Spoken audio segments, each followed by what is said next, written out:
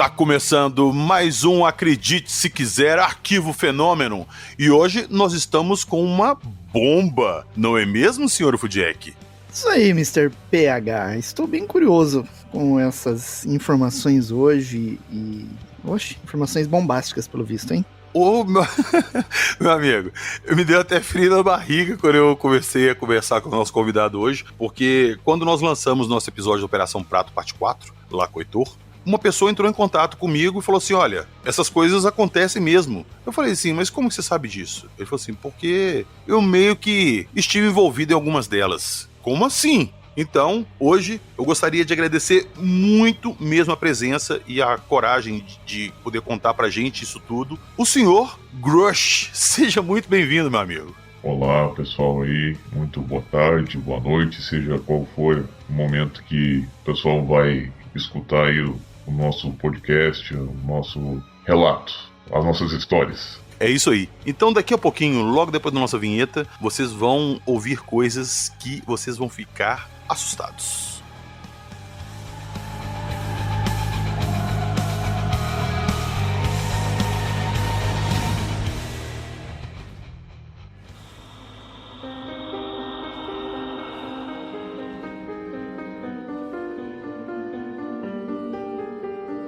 Avistamentos inexplicáveis, registro fotográfico, discos voadores, Ministério da Defesa, inteligências não humanas.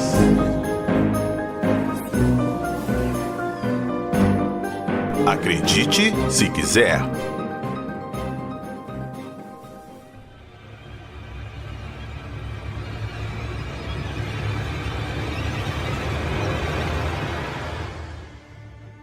Antes de começarmos nosso episódio, um recadinho rápido para vocês, que é sobre o nosso primeiro encontro do Acredite Se Quiser com vocês, queridos ouvintes, aqui em Belo Horizonte. Esse evento, o BHQ, Belo Horizonte Livros e Quadrinhos, é uma parceria com a editora Tábula e com Acredite Se Quiser, e também com o Fuzue Gibicon, e vai ser no Hotel Royal, que fica ali na Savassi, no dia 12 de julho, sábado, de meio-dia às 7 da noite. Teremos artistas, palestras sobre ufologia, presença confirmada dessa pessoa que vos fala, do nosso querido Sr. Fudiek. O Morgan vai estar lá também fazendo palestra. O Pacatini vai fazer o relançamento do seu livro Incidente Varginha, uma versão expandida, com muito mais conteúdo, e vai estar lá também dando autógrafos no livro recém-lançado e também fazendo uma palestra sobre os eventos de Varginha. E também não se esquecendo que, como o próprio nome entrega, é um evento de quadrinhos também, teremos vários artistas de quadrinhos, escritores, roteiristas, muitos estandes ali vendendo action figures, estátuas, livros. Então não percam, vai ser um evento muito legal. Já marca na sua agenda aí, dia 12 de julho nós temos um encontro marcado. E lembrando que maiores informações estão no episódio que nós lançamos no nosso feed ali do podcast, chamado Aviso Importante. Dê uma conferidinha lá. Valeu, um grande abraço e encontro com vocês lá.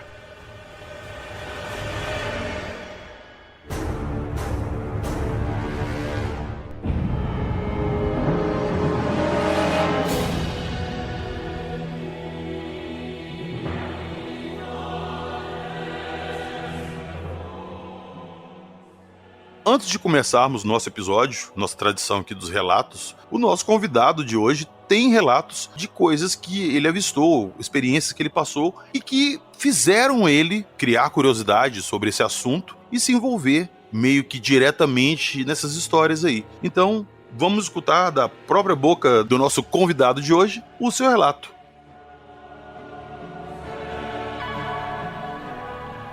Já ouviu falar de estigmata e possessões demoníacas? Ruídos estranhos perturbam você no meio da noite? Luzes estranhas no céu já te causaram lapso temporal? Você tem sensações de medo em seu porão ou sótão? Visitas ou mensagens de pessoas que já morreram é algo da sua rotina? Você ou alguém de sua família já viu monstros, espectros ou fantasmas? Se a resposta for sim, não perca mais tempo. Mande o seu relato para acredite se quiser podcast@gmail.com. Estamos prontos a acreditar em você.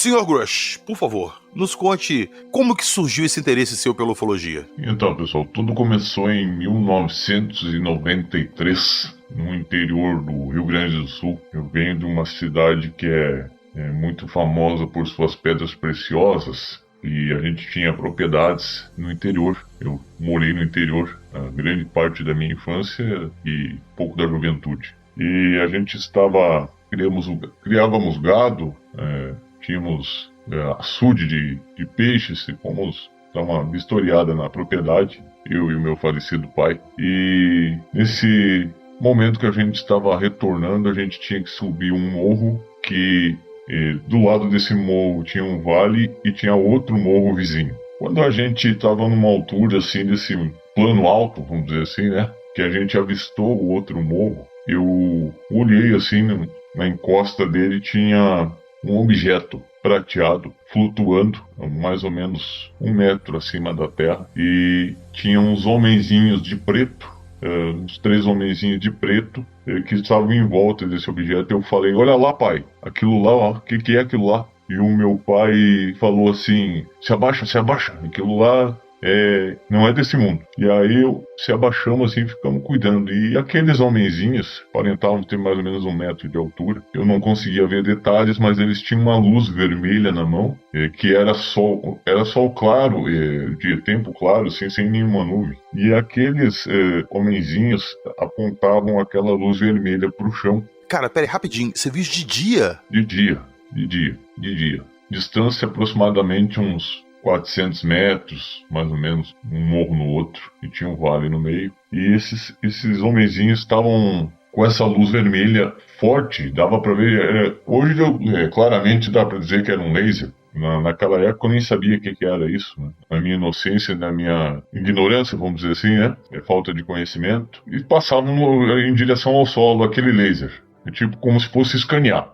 Sabe, daí tinha um outro campo logo adiante, assim, e a gente arrendava as terras lá para um compadre colocar gado, criar seu vaca leiteira e coisa assim. E esse compadre tinha ido dar sal pro gado, e esse compadre gritou para chamar o gado. Sabe quando você grita, boi, que você vai o vaqueiro no campo? Ele gritou, e eu acho que esses homenzinhos ouviram. O que aconteceu? Eles entraram nesse objeto prateado em forma de disco, e esse objeto subiu mais ou menos uns 100 metros, assim, devagar. E ele foi, do nada, assim, ele foi mais ou menos uns 400 metros no céu, na diagonal, e sumiu. Ele não foi no horizonte, assim, que nem um helicóptero, um avião, que você vai vendo até desaparecer, entendeu? Ele foi pra cima.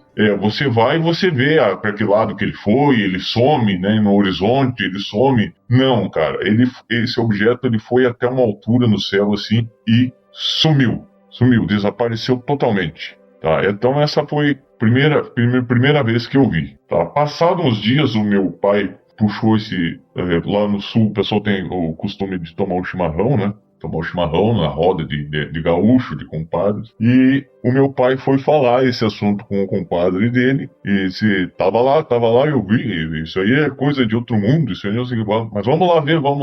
Tá, e o meu pai trabalhava com pedras preciosas, tinha algumas ferramentas, e pegou umas ferramentas, levamos junto. E fomos lá onde é que estavam esses seres e onde é que apareceu esse objeto. Lá tinham uns sinais, assim, como se o capim tivesse dobrado, não quebrado e nem queimado, dobrado. Dobrado assim como se tivesse alguém passado a mão e dobrado nele e enrolado assim o capim, assim, como se fosse um redemoinho que tivesse acontecido ali, e não tinha marca nenhuma assim de que queimou, mas estava dobrado assim como se tivesse alguém pegado com a mão o capim, enrolado ele todo e dobrado. Como um agrogrifo, tipo aqueles agrogrifos. Tipo aqueles lá que o falecido Gevaerd, até eu conversava muito com ele, tipo aquilo que ele mostrava. Então tava desse jeito lá, e o meu pai pegou um objeto chamado ponteira e começou a bater no solo, que é para fazer um teste, assim, para ver se aparece alguma coisa, e começaram a bater com a marreta para ver se aparecia alguma coisa, e deu no objeto. Pum, pum, pum, pum. Começamos a escavar, achamos uma pedra enorme, do tamanho maior que um fogão. Aquela pedra de cristal puro, né? Na época o meu pai vendeu ali, deu uns R$3.500, era muito dinheiro, em 1993, isso. aproximadamente esse valor aí que ele pegou e vendeu para as fábricas de pedra, e uma parte dela que não prestou, vamos dizer assim, que não deu aqueles bicos, aquelas gemas, né, que tem que abrir, fazer todo um processo ali de extração, ficou lá e está lá no morro até hoje. Está lá no morro até hoje, essa pedra, esse resto dessa pedra está lá. Então, essa aí foi uma das vezes. A segunda vez, passado mais ou menos um ano por aí, eu fui pescar com um amigo meu, o apelido dele era Nico, eu e o Nego fomos pescar, eu já sabia atirar, eu era adolescente, mas já sabia atirar. E o meu pai foi militar, meu avô foi militar, então a gente veio numa família de militares, e a gente aprendi a atirar muito cedo. Eu levei uma espingarda, um revólver e materiais de pesca, 3 cachorros juntos. Foi eu e o Nego e fomos acampar lá na beira de um rio. Tem tá lá o rio até hoje, que meus avós, eu tinha um moinho, aqueles antigos de colonização italiana, eu fazia moinho movido a água, né? Tá lá o moinho até hoje, moinho e serraria movido a água. E armamos um acampamento do lado de um poço, armei o Nego um pouco mais para baixo. Uma lua, não era lua, era aquela meia lua assim que que você enxerga todas as estrelas, tipo um tapete assim, né? O céu muito, muito claro, muito límpido. E aí você vê a curva das árvores, tudo assim, a barranca do rio. E lá numa altura, perto das 10 da noite, por ali mais ou menos, 11 horas, eu ouvi um zumbido. Mas um zumbido assim, você sabe, não tem nada aqui na Terra para eu descrever esse zumbido. Ele é parecido com um ar-condicionado split funcionando ao longe, mas não é igual. É um zumbido diferente, tá? Mas é uma coisa que o som que eu posso falar assim que é aproximado, para você mais ou menos ter uma noção. Esse zumbido vinha pro lado de cima do morro à direita minha assim, tinha uma curva de rio e esse zumbido estava para lá. E esse zumbido veio se aproximando, tipo assim, e veio se aproximando e começou a clarear as árvores para aquele lado. Quando eu vi, assim, do nada surgiu em cima do morro, assim, um objeto redondo de mais ou menos uns 15 metros de tamanho, muito perto de mim, mas muito perto mesmo, que clareou todo o rio, clareou eu, com a luz azul. Azul, assim, não tem um azul também para eu te falar, é parecido com neon, mas não é neon, é um neon puxado pro LED. Assim, um azul claro. Essa luz desse objeto metálico, ela não saía de lâmpada. Era o próprio casco do objeto, tá, em forma de disco, que emitia essa luz. Tipo assim, a energia saía dele e circulava em volta dele aquela luz. E aonde ele passava em cima das árvores, torcia todos os galhos também. Torcia todos os galhos e os pedaços de folha, tudo subiam. Quando chegavam perto desse objeto, as folhas, elas iam para os lados, se espalhavam assim e giravam em volta. E aquele objeto vinha vindo, não tinha janela, não tinha um parafuso, não tinha fresta, ele tinha dobras, tá? Ele tinha dobras, tipo você pegar uma tampa de uma panela, virar assim e você vê aquela ondulada assim para formar, botar 2 tampas assim. O famoso disco voador, que o formato clássico, mas não tem assim um detalhezinho para você dizer assim que ali tem um negócio, tem uma porta, tem nada, não sei nem como é que entraram lá dentro. Se tinha alguém lá dentro daquele objeto, pelo tamanho tinha, né? Porque não é possível, quase do tamanho de um ônibus. E aí, aquele objeto veio por cima assim, desceu um pouco e foi para trás do morro e o Nego veio correndo lá de baixo. Tu viu, veio se quebrando o galho, empurrando. Tu viu, fica quieto, cara. Naquele momento eu já tava com a espingarda engatilhada para atirar, na minha ignorância, né? Já tava com a espingarda para engatilhar, atirado numa moita, assim. Eu disse assim, pega esse facão aqui, pega esse revólver aqui, vamos subir aqui nesse morro aqui para ver onde é que sentou isso aí. E aí nós saímos abrindo uma picada, assim, subimos no morro do lado, nada. Mais nada, silêncio, escuridão total, o objeto desapareceu. A partir dali eu comecei não tinha uma internet disponível ainda na época, né? Nem sabia, nem existia. Eu vim conhecer a internet depois no exército, né? Que a gente fez até uma excursão para conhecer a internet. E aí não tinha nada, e quando eu comecei a ouvir e ver alguns relatos, foi por revista e coisa, e eu comecei a pesquisar, me interessar no assunto. E aí eu entrei no exército e comecei a investigar lá dentro e procurar quem tinha, que seção que era, encarregado, se tinha alguma coisa. E fui me aprofundando. Quando surgiu a oportunidade, eu comecei a mexer nesse setor aí. Calma, que isso aí já é outro papo. Pera aí, calma. Calma. Cara, vamos lá. Ô, Jackson, o relato dos primeiros seres ali, com a luzinha vermelha na mão e tal, o relato da olaria lá com o Holanda, lá na Operação Prato, é basicamente isso. Lembra, né? Eu lembrei disso também. E no Rio Grande é comum relatos assim, né? Desses homenzinhos pequenos, assim. Aparece muito em área rural. Cara, e outra, esse segundo avistamento seu, com essa nave, com essa riqueza de detalhes que você descreveu aí, eu acho que eu nunca vi ninguém num relato me dar tantos detalhes, assim, do objeto, de como foi. E eu achei muito interessante essa parada que você falou das folhas. Eu nunca tinha ouvido isso antes. Você já tinha ouvido, Jackson? Não, esse detalhe não. Pra mim é inédito. Mas então tá, vamos deixar os relatos aqui. Eu quero que vocês estão escutando, escutem esse relato com calma e tirem suas próprias conclusões. Então, vamos embora pro nosso episódio, que hoje o papo promete, viu? Você está ouvindo o Arquivo Fenômeno.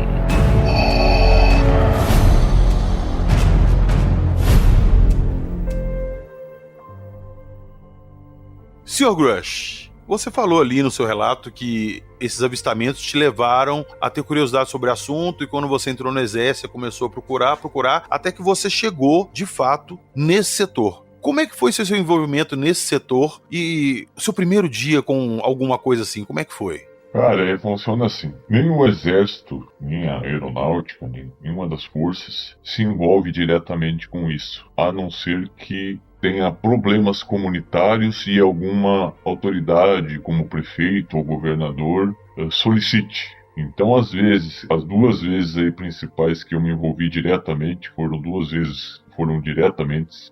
foram solicitações de prefeitos e de autoridades que solicitaram apoio, né? Até a própria polícia, que não tinham um discernimento, não tinham nenhum traquejo para lidar com esse fenômeno. Então, a primeira vez, ali em 2005, foi na região de Morretes, do Paraná. A gente foi acionado, então, para não chamar atenção, a gente foi fazer uma, vamos dizer assim, manobra, e fomos até Curitiba. De Curitiba a gente pegou uns veículos que não chamasse atenção e fomos até certo ponto. Nesse certo ponto a gente viu que precisaria de equipamentos melhores, que era difícil acesso à área de incidência, para a gente montar algum acampamento, alguma coisa que desse frutos. Então, montar um perímetro, que chama assim, né? O militar monta um perímetro para fazer a sua ronda, para fazer a sua patrulha.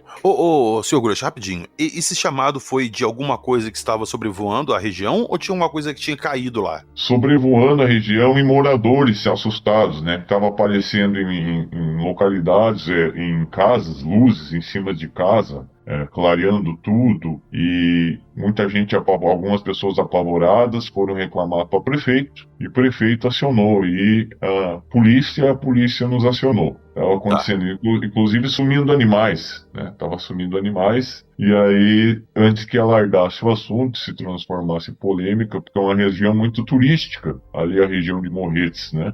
Se você ver, tem passeio de trem, tem coisas ali, e estragar o turismo. As pessoas iam ficar assustadas, né? Então a gente foi até lá para verificar isso aí. E o que aconteceu? A gente montou uma campana, vamos dizer assim, né? E ficamos lá 5 dias. Nos primeiros 2 dias, 1 dia e meio, a gente não teve êxito nenhum. No segundo pro 3º dia, a gente começou a observar luzes. Então essas luzes tinham padrões diferentes. O que é padrões diferentes? Uma hora ela aparecia de um jeito e outra hora ela aparecia de outro. Não era assim alguma coisa uniforme. Uma hora ela parecia meio oval, outra hora ela parecia redonda, uma hora ela parecia laranjada, outra hora ela parecia amarela e outra hora vermelha. Então foi fotografado, né, essas luzes. Em nenhum momento a gente foi hostil, até porque a gente não sofreu hostilidade. Então a gente estava mais como observadores, para ver o que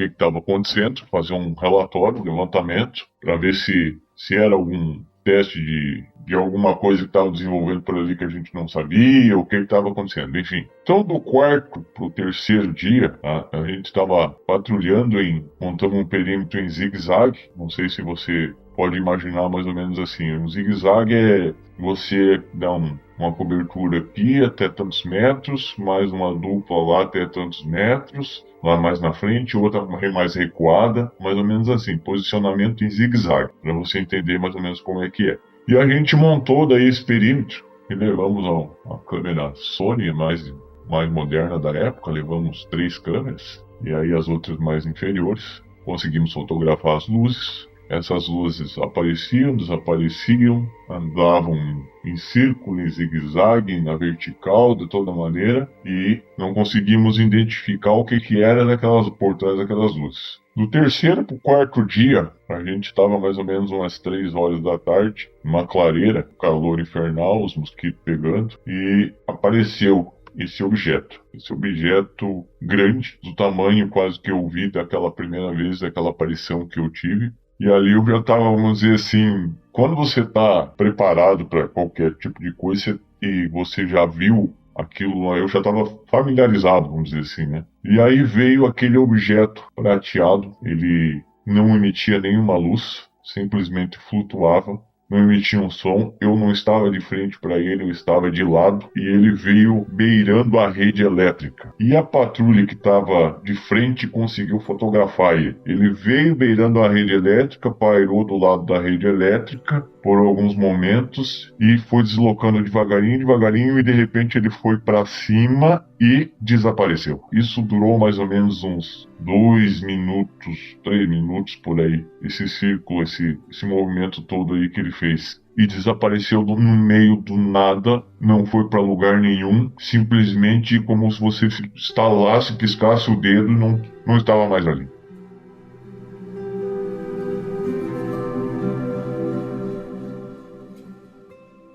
Ô, Sr. Grush, quando a gente começou a conversar, você começou a me contar essas histórias, esse envolvimento seu com esse assunto, você me mandou um documento. Esse documento, ele tá escrito o seguinte, data, dia 3, eu vou ler pra vocês o que tá escrito no documento, tá bom? Data, 10/3/2005, hora, 15h57 horário de Brasília, classificação, ultra secreto. Localização do evento, ponto de observação, Serra da Graciosa, Morretes, Paraná, Brasil. Latitude, 25,4052, longitude, 48,8347. Altitude do objeto, aproximadamente 1.200 metros acima do nível do mar. Altitude em relação ao solo, aproximadamente 30 metros. Clima, céu parcialmente nublado, visibilidade excelente, ventos fracos, 5 km/h. Dados do objeto aéreo não identificado, OANI. Designação provisória, OANI MRT 0625. Formato, disco achatado clássico, superfície metálica prateada com alto índice de refração. Dimensões aproximadas, diâmetro de 12 a 15 metros. Altura central, 3,5 metros, cúpula superior. Coloração, prateado metálico, com parte inferior notadamente mais escura. Reflexo compatível com alumínio polido. Cara, vamos lá, quando você me mandou essa primeira vez, você me mandou esse documento de visualização única. Você me mandou lá no Zap, eu abri, li, isso já estava tarde da noite. E eu bati o olho ali, vi e tal, eu lembro que eu te falei assim, cara, amanhã a gente conversa com calma, porque eu tava assim, muito cansado, cara, eu tava quase dormindo. Só que como eu já tava aguardando o seu contato, você me chamou, ele começou a conversar, eu falei, vamos ver se ele manda alguma coisa aqui, você mandou. E eu li ali, e deitei e fui dormir. No outro dia, eu fui gravar com o Jackson, e aí a gente tava conversando, inclusive vocês escutaram o episódio aí que nós citamos esse fato. E eu falei, ô Jackson, ontem um militar entrou em contato comigo, cara. Ele me mandou um documento, eu não tenho um documento aqui pra te mostrar, porque ele mandou visualização única. Era tarde, expliquei pra ele e tal. Mas eu lembro de alguns detalhes lá que era ultra secreto e foi em Morretes, no Paraná. Aí o Jackson falou assim, mas Morretes foi onde caiu um objeto no início do ano. E cara, eu não lembrava a data. Eu lembrava que era em Morretes, eu tinha visto a descrição e tudo, e eu fiquei naquela, foi quando eu te mandei mensagem. E solicitei que você mandasse de novo pra mim o documento. Você me mandou, eu passei ele pro Jackson. A gente ontem, inclusive, você falou assim, esse documento que eu vou te mandar, você pode divulgar pro pessoal. Eu coloquei lá no nosso grupo do Alô Terráqueos, E agradecer muito lá o Flávio, o Gustavo Conaccioni, o Joab, o Márcio Parucini, o Arthur Gatti. A gente estava lá ontem discutindo sobre isso e joga em ChatGPT para ver isso e tal, não sei o quê. Aí o ChatGPT avisa, esse documento tem possibilidade de ser real, todas as frases usadas são normativas de exército e tal, não sei o quê, e tal, não sei o quê. E ficamos naquela conversa ali. Você me contou uma história depois, inclusive eu comecei a conversar com você e você falou que tinha foto, que você citou aqui. E depois de eu te amolar muito, mas muito mesmo, acho que você fez pra ficar livre da minha injeção de saco, você me mandou a foto lá e me mostrou, visualização única. Eu bati o olho nela e eu te pedi fazer a mesma coisa pelo Jackson. Manda pro Jackson lá, pro Jackson dar uma olhada. E o Jackson também viu a foto. Então nós vimos a foto. Na foto ali, eu consegui ver alguns detalhes, ela tinha um carimbo escrito Ministério do Exército, e embaixo uma sigla, CIE. Então eu te pergunto assim, uma rápida jogada no chat, na internet ali e tal, que o Ministério do Exército ele não existe mais desde 99. E eu vi aquele carimbo ali, e aí o Jackson me chamou a atenção pra isso, a gente começou a discutir lá, que o Ministério do Exército virou o Ministério da Defesa e tal. Antes da gravação, eu tava questionando você justamente disso e você, resolveu a charada que eu estava com dúvida. Vamos lá, me explica. Por que esses documentos estão com você e por que esse carimbo está lá? Correto. Eu entrei no exército em 96 e aí foi o que aconteceu assim. Quando eu fui carimbar esses relatórios, eu peguei um carimbo antigo que eu tinha lá e coloquei e assinei. Depois que eu vi que tava com um carimbo antigo, que a gente tem um monte de carimbo em cima da mesa ali das caixas, tava com carimbo antigo. Tirando essas duas folhas de lado, eu refiz o relatório com o carimbo certo, mandei o relatório com o carimbo certo, e essas folhas que sobraram aqui, o que eu faço com elas? Em vez de eu colocar no lixo, eu peguei, como eu sou aficionado por isso aí, eu vou guardar isso aqui pra mim. Você merece um beijo. Joguei dentro de uma pasta minha e trouxe pra casa. Por isso que eu fiquei com essas duas folhinhas e essas fotos. Por causa desse erro de carimbo. Então, eu disse assim, eu não quero ficar famoso, não quero largar isso aqui na mídia de hipótese nenhuma. Eu sou um estudante e acho que as pessoas têm que saber que isso existe. Só que é uma coisa que ninguém tem. Não quero provar pra ninguém se é verdade, se é mentira. Dane-se. O que o stalker, o que o fulano da internet, o especialista da internet vai achar. Eu sei o que eu vi e o que eu tenho comigo, que eu sei que é verdade. Isso basta para mim e para os meus familiares eu chegar para um filho meu, para um neto meu e mostrar aqui, ó. Não seja ignorante. O maior defeito da humanidade é a ignorância. É achar que sabe tudo, que é o especialista, que é o ChatGPT que manda. E na hora do vamos ver, quem vai saber mais detalhes, quem vai saber que realmente existe é quem viu, quem estava lá. Eu não tenho, vamos dizer assim, uma prova material, mas eu tenho evidências. Então eu pego e paro com você num carro, eu te levo lá no morro, no meio do nada, eu te levo lá e você vai ver que tem uma pedra gigante de cristal lá, ó, e vai fechar com a história que eu te contei. Olha aqui, você lembra que eu te enchi o saco pra me ver a foto, né? Provavelmente você vai ouvir essa história voltando aí. Cara, e aquele terreno? Vou dar um pulinho lá, então...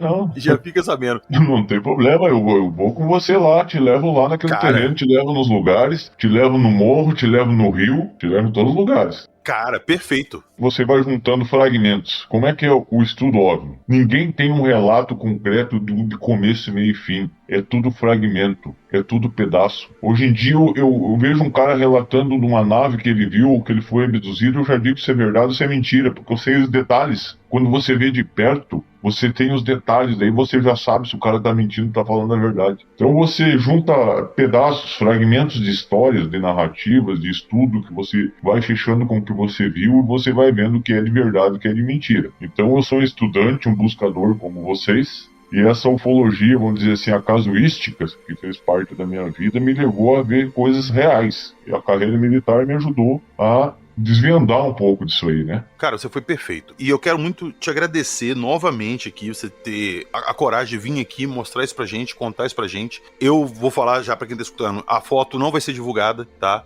Ele mandou a foto pra mim e pro Jackson, a gente viu a foto ali, visualização única, a gente não tem cópia da foto nem nada, então foi pra gente ver. Se algum dia o nosso amigo Sr. Grush resolver falar assim, não PH, eu vou te mandar a foto, você pode divulgar, estarei divulgando pra vocês. Mas só pra ficar o registro que nós vimos aquelas fotos. Eu não vou entrar no mérito aqui, que eu não quero discutir autenticidade de foto nem nada, eu quero me ater ao relato do Sr. Grush, ao documento que ele trouxe aqui pra gente e ouvir a sua segunda história, que você falou que foram 2 casos, né? Nem eu quero provar nada, entendeu? Isso é uma coisa minha que eu estou compartilhando com pessoas que querem estudar também o assunto. E a humanidade tem que saber que existe. Exato. E existe, não é nada com um contexto espiritual que você tem que ser iluminado, porque tem muitos grupos na internet que pessoa vendendo curso, ganhando dinheiro, fazendo retiro, fazendo até aqueles rituais de ayahuasca, que você fica muito doido, e as pessoas falam que tem contato com extraterrestre, não sei o quê, e cara, não é nada disso. Eu não quero vender palestra, não quero vender curso, e pelo contrário, não quero nem aparecer, né? Então, assim, não, perfeito, meu objetivo não é esse. Meu objetivo é compartilhar o que eu vi e o que eu estou estudando até agora. A conclusão que eu tirei e as coisas que eu vi. Perfeito. Então você falou pra gente que essa foi o seu primeiro contato com isso e você teve um segundo caso, não é isso? É isso. Você está ouvindo? Acredite, se quiser.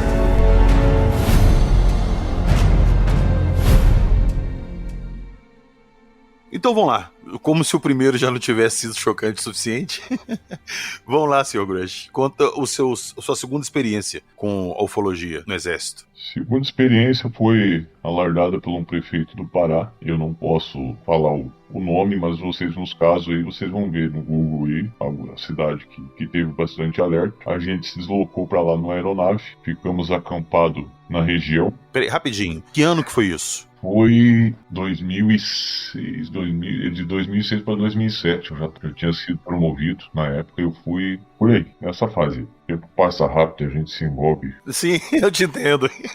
Então, assim, a gente foi pra lá, vamos sem rodeios, tá? A gente foi pra lá, ficamos acampados, montamos o perímetro, montamos as câmeras que tinha pra montar e levamos a guarnição. Parte fica responsável pela segurança da equipe, outra parte fica responsável pelo estudo. Você não pode fazer tudo ao mesmo tempo. Ficamos lá uma semana, rendeu só uma noite. Nessa noite, limpa, clara, tá? Uma noite assim de cinema. Nessa fazenda que a gente estava, veio um objeto mais ou menos triangular, não é aquele triângulo, é um triângulo meio arredondado, na mesma luz, na mesma espécie de luz que eu vi em 1993, 94, no mesmo jeito de luz, no mesmo jeito. Só que essa luz era tão forte que eu não podia ver dentro dela, eu não podia ver o que era. E ela era forte e fraca ao mesmo tempo, sabe aquela luz assim âmbar? Ela não é uma luz meio fosca, é mais ou menos assim. E aí esse objeto veio parando um rio, tinha perto assim, parando o rio, mais ou menos a altura de uns 200 a 300 metros, mais ou menos isso, pairando, e ele veio, deu 2 giradas em torno do seu próprio eixo, e passou a distância mais ou menos nossa, assim, de uns 300, 400 metros, mais ou menos isso também. E o que acontece? Esse objeto, ele parou,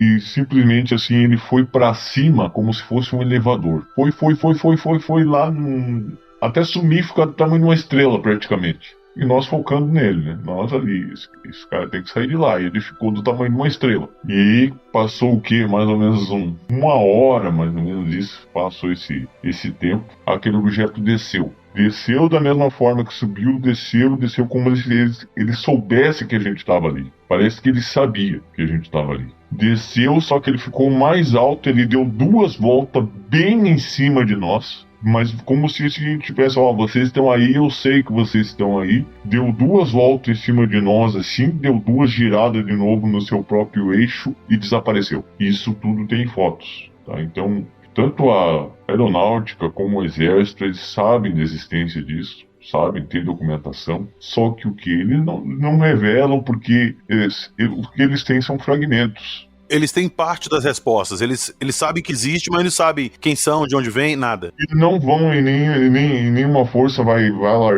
alargar isso, porque vai bater de frente com as religiões, vai bater de frente com o mercado econômico, vai estragar muitas coisas para eles. Né?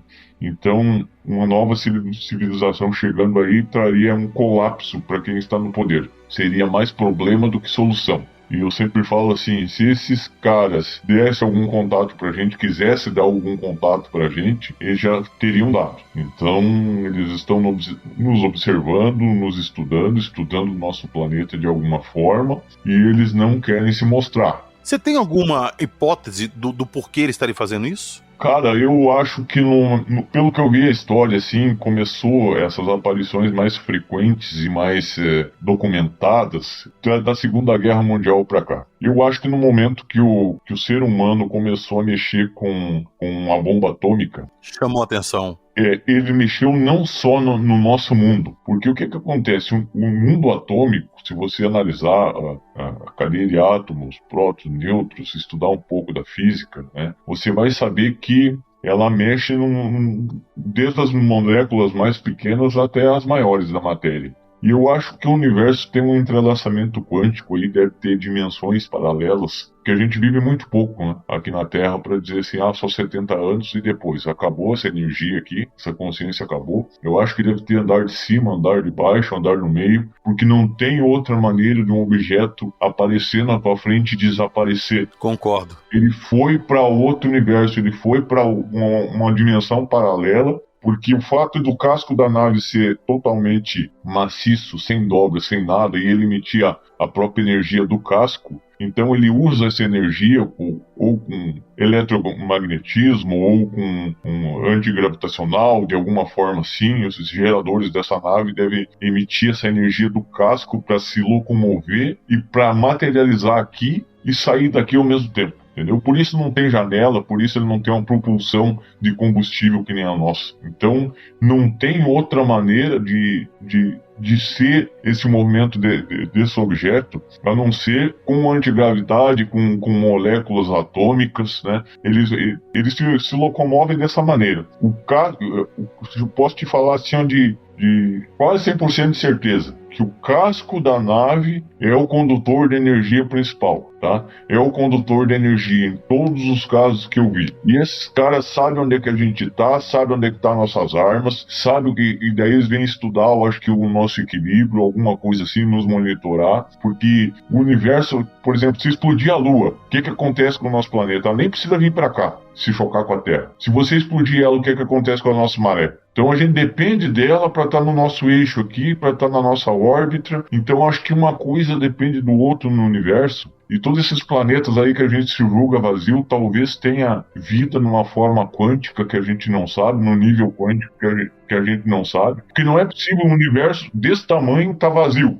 Cara, porque o nosso conceito de vida é o que a gente tem na Terra. Pode existir formas de vida fora da Terra que a gente não considera vida, mas são. E aí eu acho que é na forma de plasma, né? Que aí o religioso, o defeito da nossa civilização é o dogma religioso e a religião institucional. As religiões fizeram um desfavor com a humanidade, que o nosso passado foi apagado e as tecnologias, as civilizações que deixaram muita coisa aí pra gente foi apagada. Que se você não está de acordo com o que eu quero, você é do demônio, você é do não sei o que, você é do anticristo, e eles começam a te taxar, te perseguir na internet, e vem aqueles stalkers, aquele povo todo de hoje aí, né? E deixa muitas vezes pessoas inteligentes, estudiosas no silêncio. Exato. Tem muito cara bom aí que tem muito a contribuir com a gente, talvez até general que tem aí um acervo gigante em casa, que queira contribuir com a humanidade, com os estudos que a gente faz, né? Ô, Sr. Grush, é porque desde pequeno, desde criança, a humanidade inteira foi ensinada com certos dogmas religiosos, e a partir do momento que você vai contra isso, você é visto como diferente ou errado. Exatamente. Daí tem pessoas que acabam não estudando de maneira com a ciência, com a realidade, assim, como o ponto de... a tua base de estudo tem que ser a ciência, tem que ser coisa palpável, tá? Não pode ser a religião, tá? Porque se tu misturar um disco voador com religião, é a mesma coisa que tu pegar um iPhone e misturar ele com a religião. Tu tá negando o jogo que você tem, então você vai dizer que o iPhone é mágico, que ele tira a tua foto, te filma. Eu sempre falo para as pessoas tirarem um pouco essa ideia de misticismo e tal, porque essas coisas são máquinas feitas com algum material, feita por alguma mão de obra. São máquinas, não são objetos etéreos, intangíveis, intocáveis. Não, são máquinas. E máquinas são suscetíveis a erros. Por isso que a gente tem quedas, esse tipo de coisa. Exatamente. E eu te falo o seguinte, o objetivo deles aqui é nos espionar, nos estudar, pra ver até que ponto a gente chega sem fazer merda. Nós estamos perto de fazer uma merda muito grande, hein? Que o mundo deles deve estar atrelado ao nosso de alguma maneira. Ou no universo paralelo, alguma outra dimensão. Algum problema aí que esses caras vêm aí, voltam, entram sorrateiramente. A minha irmã foi perseguida por uma sonda ufológica, mais ou menos uns 15, 20 quilômetros de moto. Ela e o colega dela, assim, nos campos de noite, assim, na estrada de chão. E várias vezes ela já enxergou, tá? Então, assim como a gente envia um drone, esses caras enviam uma sonda. Eu não vou nem questionar sobre isso que você fala, essas coisas que você conta não, porque todo mundo que escuta aqui o podcast já sabe. Eu tive um avistamento há coisa de 3, 4 anos atrás, e eu vi basicamente o que você viu voando em cima da minha casa. Lento, sem barulho nenhum, mas assim, muito lento, saca? E, cara, não tinha propulsão, não tinha hélice, tinha nada. Não tem, nada, nem janela. Nada. Foi isso. Cara, eu até falei pessoal que eu vi quando bateu um reflexo do início até o final dele, que era uma coisa assim, de um metal polido, um prata esbranquiçado, alguma coisa assim, e tinha uma cúpulazinha em cima, e embaixo era bem achatado. Então, meu amigo, eu não preciso, igual você falou, eu não preciso provar nada pra ninguém. Não. Eu sei o que eu vi. E aí a gente junta, assim, um grupo de estudos, faz assim, junta um pedacinho que você estudou com um pedacinho que eu estudei. Exatamente. E a gente vai chegando num relatório final e montando alguma coisa concreta para passar para as pessoas que se interessam seriamente pelo assunto. Isso entende? mesmo. Porque tem gente que quer explorar, quer vender palestra, quer vender curso, mas tem muita gente boa que estuda o caso a sério, né, que não tira ninguém pra chacota, mas também, né, quer saber das coisas. Que nem você tem um caso ali, um relato, você vai ouvir a pessoa e tirar o que tem de bom e o que você acha que não é correto. Então, e você monta em cima daquilo que você tem. Então, assim, o que eu posso te dizer é que esses objetos, eles são logicamente extremamente avançado, mas o potencial dele ali é a energia. O segredo dele está na energia e ele usa o casco da própria nave, do próprio objeto, para se deslocar.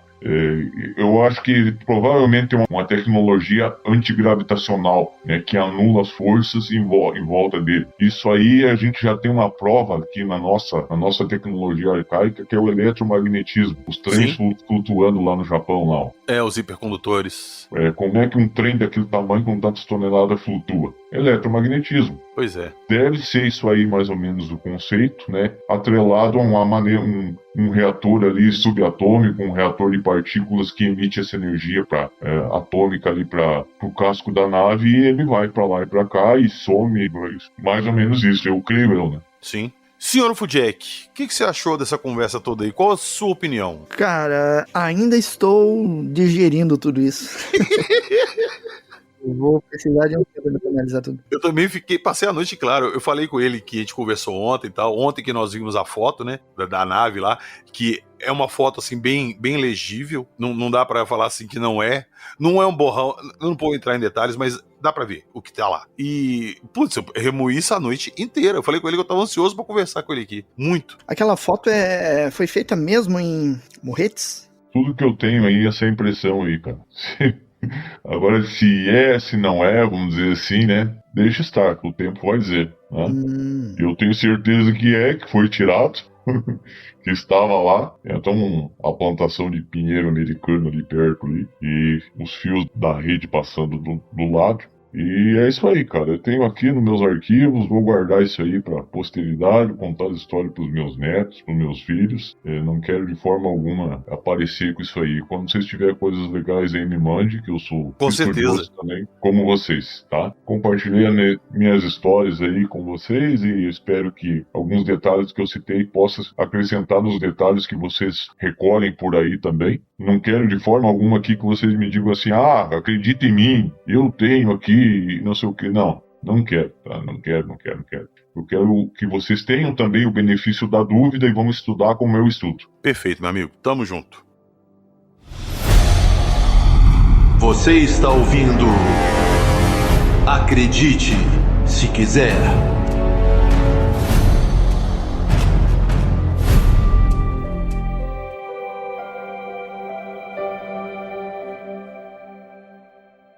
Então foi isso. Hoje nós trouxemos mais uma pessoa aqui que se dispôs a falar o que sabe, contar o que descobriu e compartilhar isso com a gente. Ah, PH, mas aí quem é a pessoa? A pessoa não mostrou, não falou o nome, cadê a foto? Você não vai mostrar? Novamente, ele se disponibilizou a mostrar isso pra gente, somente pra gente, e na nossa confiança que nós não vamos divulgar, por quê? Ali na foto, como ele mesmo falou que foi ele que produziu esse material para ser arquivado e tal, tinham dados ali que poderiam entregar com quem nós estamos conversando. Então, melhor não.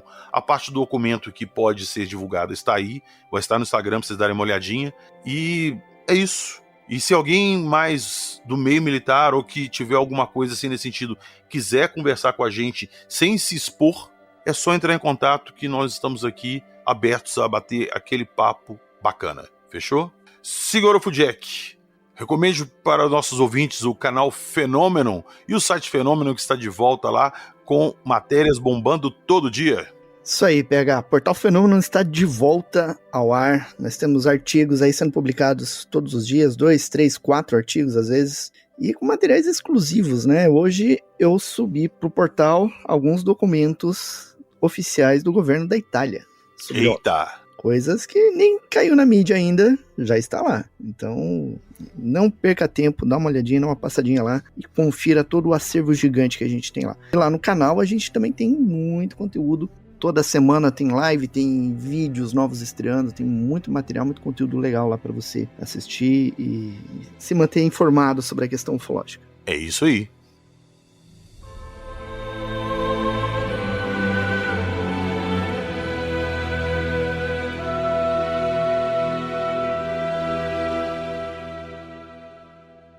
Eu não vou deixar nada na descrição do episódio, porque não tenho como deixar nada hoje, mas lá no Instagram eu faço questão de deixar esse documento para vocês darem uma olhadinha. Dê um pulinho lá e confira esse documento que foi divulgado, que agora todos podem pegar e dar uma analisada aí. Valeu! Nos vemos na próxima semana com mais casos ufológicos e revelações surpreendentes. E não poderia ser diferente, nunca se esqueçam que aqui nós só trazemos os relatos, nós só contamos as histórias. Acredite, se quiser.